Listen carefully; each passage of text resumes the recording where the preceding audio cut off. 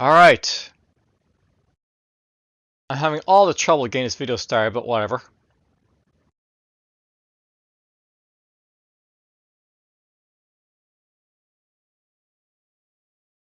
Turn the shuffle on. And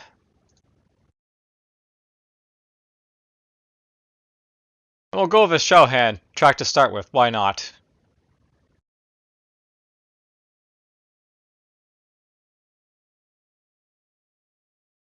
Alright, so I've basically already gone through all the campaign missions for the original Dark Reign, the Future of War. But it did have an expansion. And well, I sort of felt like the initial list was kind of short, so I'm just gonna use the same list here and just throw the rest of it on top of it is the idea. Alright, so for those who don't know the story for Dark Reign, basically, essentially after the events of where Togar basically rises up and throws the Freedom Guard and the Imperium basically off their planet, it presents a threat to the Imperium. It basically throws them on war on two fronts basically. Somewhere in the galaxy, there's a Freedom Guard stronghold that's basically holding out against the Imperium forces, but they sent up a huge fleet to basically wipe out the rest of the insurgents. And while basically a ship is basically fleeing to the stronghold of the Freedom Guard, it's basically beset by one of the Imperium ships.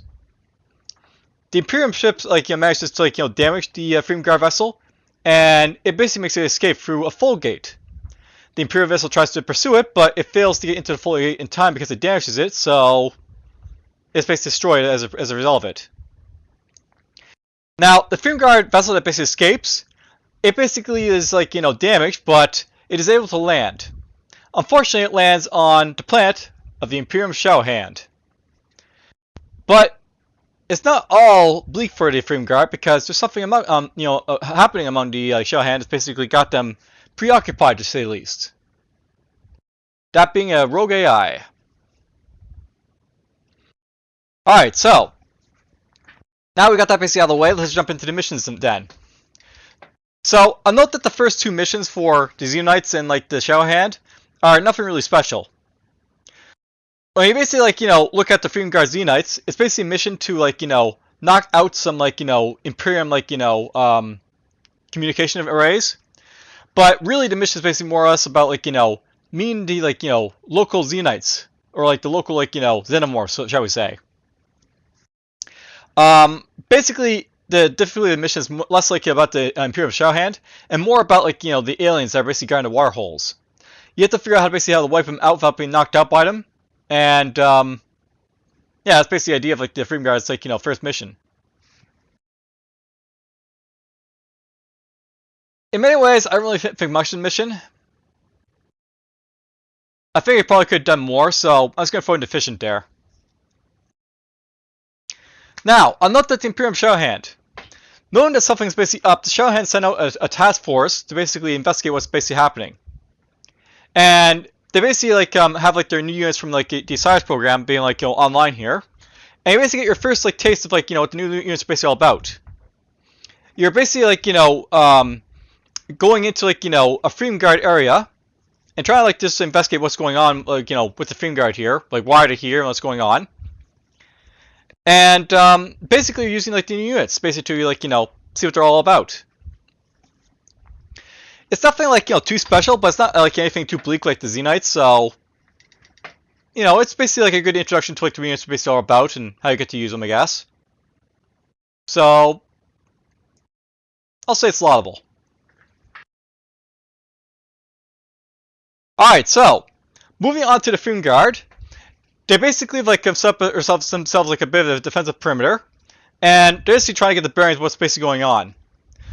But they basically note that there's basically Xenonites basically walk around, and there seems to be some descendants basically of the old exploratory corps that they both are basically from, both the Freedom Guard and the descendant people of this planet.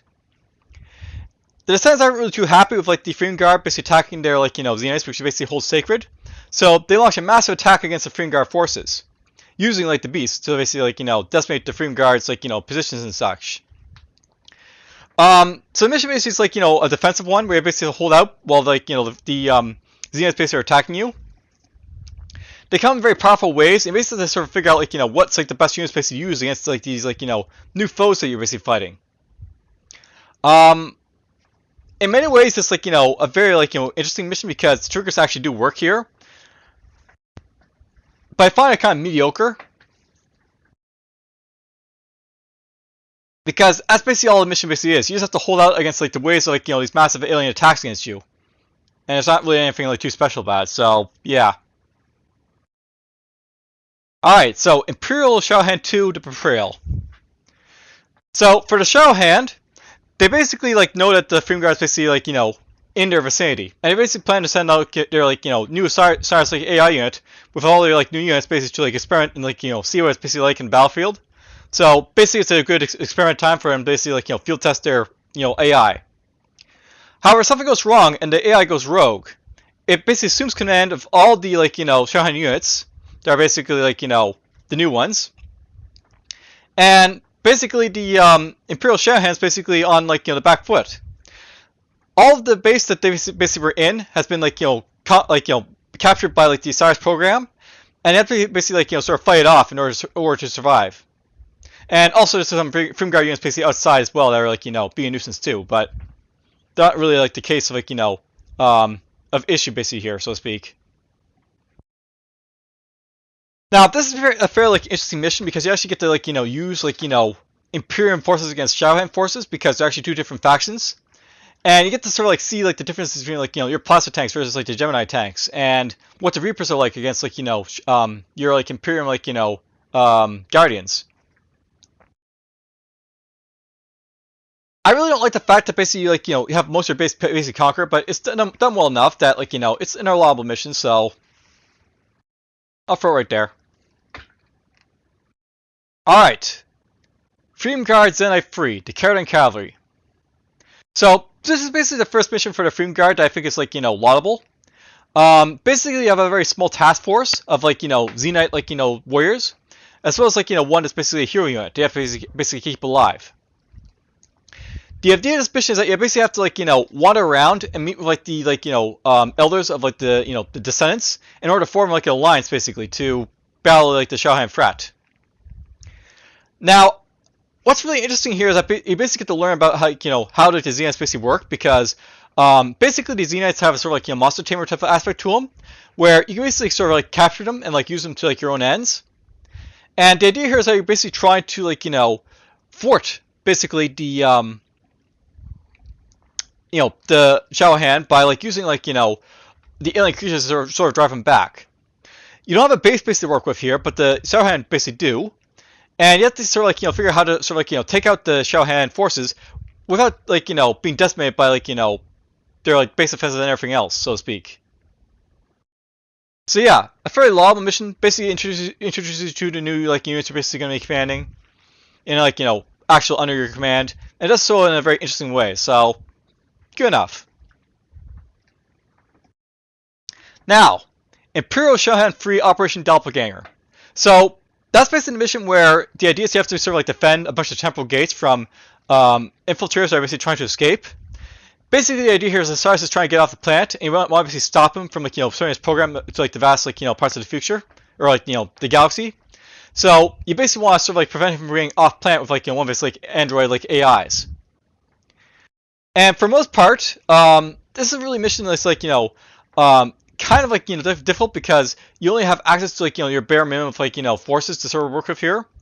You don't have access to like you don't have the ability basically to build Taikan tanks. You only have like free basically to work with, and you basically like don't have that much basically in the ways of like forces to sort of battle against like the Imperial like Shadowhands like stuff here. They also have neutron accelerators for defense, so it's really hard to like walk into like, their base and wipe them out that way as well. So yeah, it's like you're basically on like the back foot still, basically, with like very limited forces, and you have to basically stop the enemy from getting off the planet. So difficult to say the least. And that definitely is really a thing that knocks it down just a little bit. If it's like a little bit like less like teleporty like happy for like the enemy, it wouldn't be as bad, but whatever. All right, Genesis. Now, I'll note that for like the Genesis mission, the idea is that we have to defend like a new facility called the Biotech Facility. It's basically where you can like basically like train your infantry as well as like produce the like new alien creatures to sort of like be under your command. The map is for like well situated for like your forces to sort of work with, but I find that this basically turns into a really like an artillery match because basically you're on like your main base is basically across the river that has like a couple like entry points, but the only way to basically get to you is basically by air for most part because the enemy will basically wipe out your bridges a lot. And it doesn't really like make for a very fun mission where like you're basically bombarding the enemy basically over and over as opposed to like them like attacking you like frequently and stuff like that. So this could have been a better mission if like basically it was like not like a cross the river I think or defend your base, but it's a little bit deficient in that sort of like front so to speak. So yeah. All right, fire with fire. Fire with Fire is a mission where you basically have a Shadowhand infiltrator operative, and your goal is basically to steal back the technology from Osiris, like basically like your new units and such. You're basically trying to steal back the tech schematics for the Reaper like mechanoids, the Fury like droids, and the Gemini tanks. And when you basically grab those 3 units, you basically win the mission. Now, I had a lot of difficulty with this mission. And it could have been a really fun mission, but I found that it's basically like more of a chore because you basically have to like initially go after this mad doctor who's basically gone mad and will mind control your troops and stuff like that if you don't like take him out fast enough. You have to rescue like some information from like aerial schematics, and you also have to basically get your infiltrator to basically like grab all like the like stuff basically over on like Osiris' side. I can't really say I think much like this mission. I found like it to be like it like basically felt like it's more of a chore basically to play this one, so it's not one of the better ones for like the Shadowhand, so I'm just gonna throw it down here. Alright, so FG Zenites 5, Battle for Nanvai. So I note that basically there's a planet, there's like a moon, and Nanvai is basically the moon that the Fingar is basically land on. And the idea here is basically the Shadowhand's basically done like a little bit of a sort of like bit of subterfuge, and they basically formed an alliance of like some defense like they're basically like not aligned with you. And the idea here is basically you're trying to like stop these descents from like basically breaking your alliance by like taking them out, as well as like the Imperium Shadowhand. Now, how they basically like do this is basically they send like the Xenites basically in to basically attack you, and this turns into a really interesting sort of fight because basically you can still control like the rogue like Xenites basically that are like in like range of an enemy controller, and you can actually steal like the enemy units basically. So it puts like a very interesting sort of spin basically on the sort of like narrative where you can basically sort of like capture the enemy units if like they aren't being controlled like well enough. There's also a mission that like has you basically have to deal with like 2 factions at once, which is interesting as well. So I'll say this one's excellent, I think, because it's not a bad mission for like what's there basically. So that's fine. All right, Imp 5, the Octagon. I'm trying to remember what the Octagon is, but oh yeah, I know what it is now.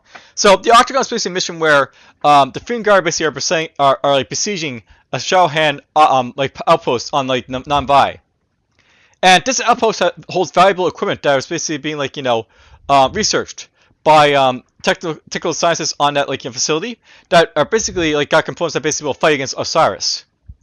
And your goal here is basically to hold out against like the massive like Fingar like forces that are basically assaulting your like base. They're using like the new like Xenite forces to sort of like fight you now, so you have to basically sort of deal with that. And they also send like lots and lots of like other stuff basically like skirmisher tanks and like flash jacks and everything else as well. You do eventually get access to like the Shadow like hands like new like Hades bomber, but these bombers aren't like available right from the get go, so they're not like a big like component of like the mission. In many ways, it's like a mission that's like okay and all this stuff, but it could have been better, I think. So I'm gonna say that was mediocre. By the way, I'll note that after like the technical scientist team basically like finishes their work, you have to sort of like escape their transport. So there's that as well, but whatever, nothing too special. All right, so lights out. You know, Lights Out is very much like Fire with Fire in that basically it's a mission where you basically have a sort of Commando-esque type of approach. You basically have two new powerful units called the power shockers or stappers or whatever they're basically called. That'll basically knock out the enemy's power supply if they get close to one of their tail power plants. And they aren't really that valuable as unit, but these special units that the Freedom Guards basically developed. They're sort of like the Saboteur. They're kind of useless, but they have their purpose where they can basically knock out the power supply, and that can be useful in basically letting you get by base defenses like you're supposed to in this mission. Basically, the idea is you have to take your new rapid assault transports, take the company's units basically up to the enemy's power supplies, knock out their power, and get your convoy basically through to the other side of the map. And I'll note basically you're fighting against Osiris here, so basically you're fighting the Shadowhands Reapers and other stuff like that. More or less, though, the main threat is the fact that they basically have a bunch of neutron accelerators, and your convoy trucks can't basically survive very well against the blast from the neutron accelerators. And so, if you lose two of the transports, you basically lose the mission. It's not terrible, but I mean, you really need a guide basically to understand where the power plants basically are, because there's no real information given to you on this one. So, a difficult mission to be sure. Alright, Snow Crash. So, Snow Crash is basically a sort of get to learn, about your size units versus the enemy size units. You basically are pitted against a Shadowhand, Osiris base with your Imperial Shadowhand forces.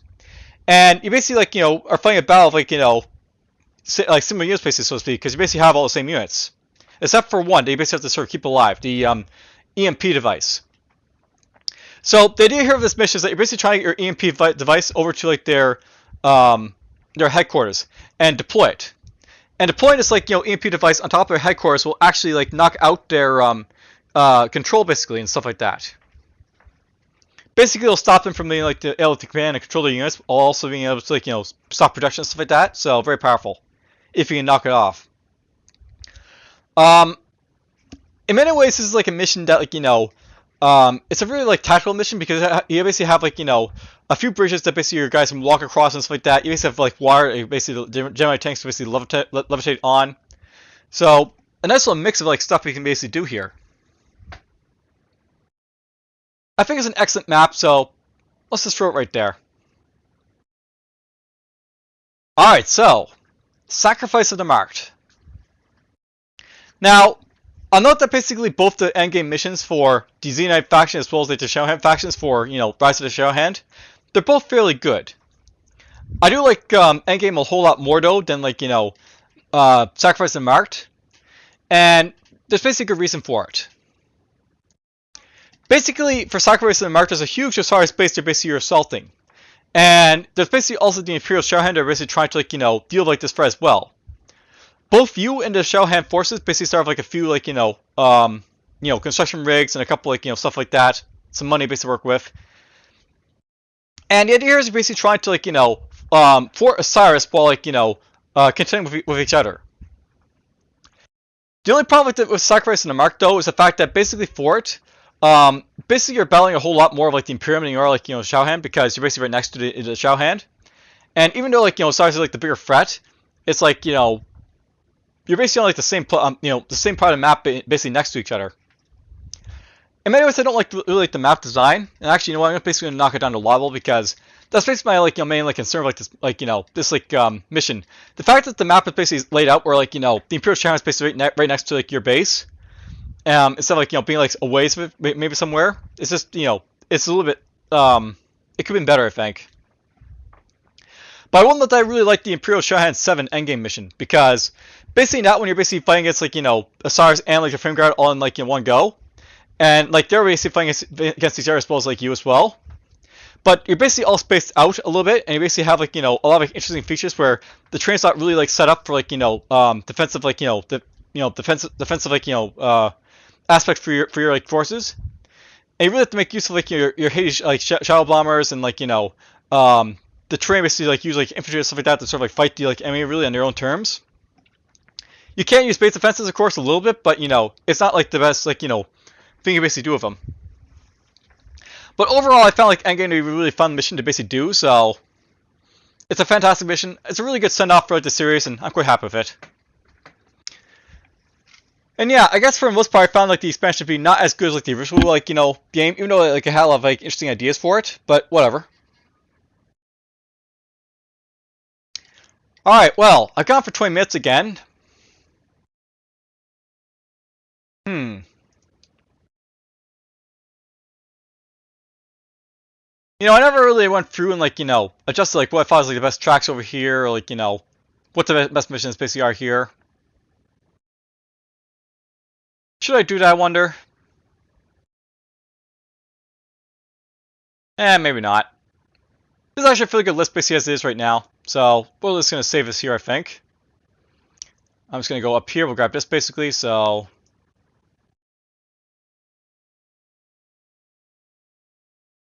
just gonna save this as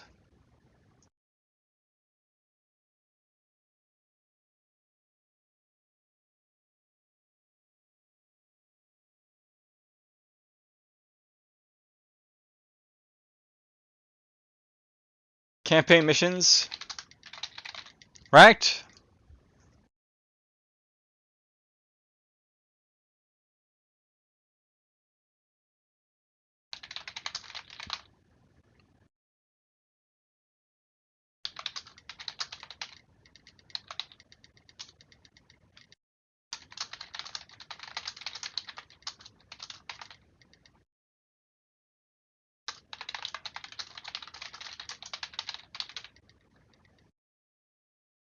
Alright, well.